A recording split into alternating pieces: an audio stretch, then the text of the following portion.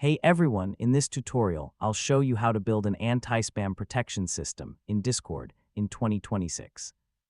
So if you want to stop spam messages, bot raids, and fake users, this beginner guide will help you step by step. First, understand what spam looks like.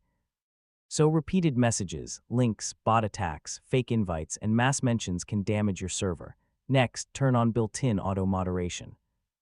I mean, it can detect spam, offensive content, and suspicious behavior automatically. So enable slow mode in high traffic channels. This limits how fast users can send messages.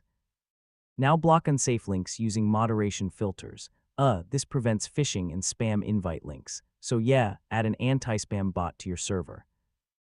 These bots detect repeated messages and automatically mute or warn users. Next, restrict mass mentions. This stops users from tagging everyone or spamming roles repeatedly. So control who can send links, images, or external invites. Proper role setup reduces spam risks. Now activate raid protection. This helps stop mass bot attacks and suspicious account floods.